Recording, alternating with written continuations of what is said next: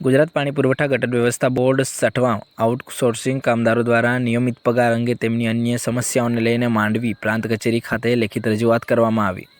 Outsourcing કામદારો ગુજરાત પાણી પુરવઠા ગટર વ્યવસ્થા બોર્ડ સટવા ઓપરેટર, લાઇન વાયરમેન જેવી અન્ય પોસ્ટ પર ફરજ બજાવતા હોય છે, જેમના કારણે માંડવી, ઉમરપાડા, માંગરોળ જેવા તાલુકાઓ મથકે ગામડાઓમાં પાણી પહોંચાડવાનું કાર્ય તેઓ કરતા હોય છે, જેઓના યોગ્ય સમયે પગાર ન મળતા તેમજ એજન્સીઓ દ્વારા નિર્ધારિત સમયમાં ચૂકવણી રકમ ન ચૂકવતા તેમજ ફિલ્ડ પર એન્જિનિયર કે અન્ય કામદારને નડતી મુશ્કેલીઓને લઈને આજરોજ પ્રાંત કચેરી ખાતે લેખિત રજૂઆત કરવામાં આવી અને તેમની સમસ્યા વિશે જણાવતા શું કહ્યું તે જોઈએ.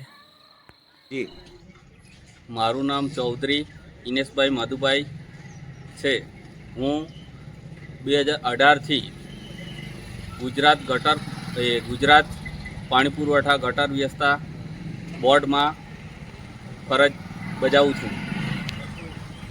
જ્યારથી અમે જોબ કે નોકરી કરીએ છીએ ત્યારથી અમારી એજન્સી બદલાતી જાય છે, પણ અમે અમારું કામ અમે સફળતાપૂર્વક કરીએ છીએ. દરેક ગામોમાં અમે પાણી પહોંચાડીએ છીએ સમ સુધી, ને પાણી પહોંચાડી અમે કમ્પ્લીટ વ્યવસ્થિત રીતે અમે કામ સફળ કરીને આપીએ છીએ. પણ છતાં અત્યારે અમારે 15 દિવસનો અગાઉનો અત્યારે 4 માસ એટલે 4.5 માસનો પગાર નથી થયો અમુક લોકોનો, ને ઘણા જણનો 4 માસનો પગાર નથી થયો, ને ઘણા જણનો 15 દિવસ બીજા એટલે 4.5 માસનો પગાર નથી થયો.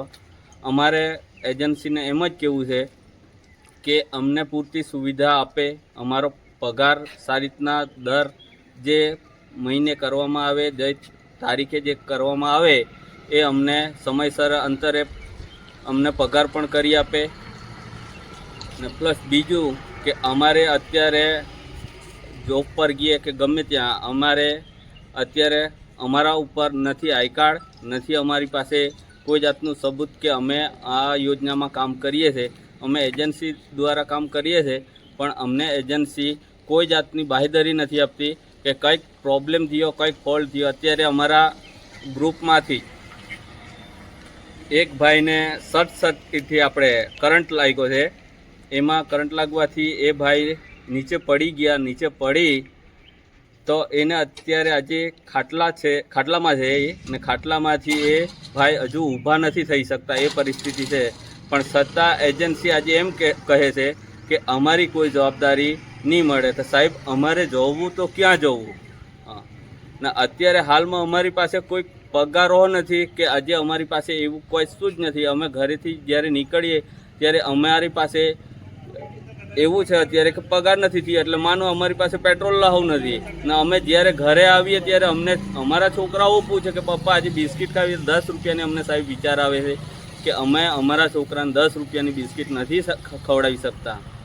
તો આજે સાહેબ અમારી એવી પરિસ્થિતિ આવીને ઊભી થઈ છે કે આજે અમારી પાસે હાલમાં કોઈ જાતનું કોઈ એ જ નથી કે આજે અમે અમારા ઘર ચલાવી શકીએ કે અમારું આ બીજું કંઈક આજુબાજુનું કંઈક કામ છે, મેડિકલવાળું છે, એવું કશું સાહેબ અમે કરી શકતા નથી. ને આમાં સાહેબ અમને મેડિકલની છે, પછી પીએફની છે, જે કંઈક બોનસની છે, જે કંઈક ટેન્ડર પ્રમાણેનો પગાર છે એ સાહેબ અમને મળે એવી રીતે અમે એ કરીએ છીએ.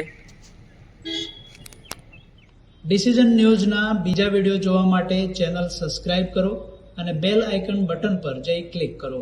સ્વતંત્ર અને આઝાદ પત્રકારત્વની મદદ કરવા નીચે આપેલા થેન્ક્સ બટન પર જઈ ક્લિક કરો. મદદની કિંમત નિશ્ચિત કરો અને ડિસિઝન ન્યૂઝની આ સફરમાં અમારા સાથી બનો.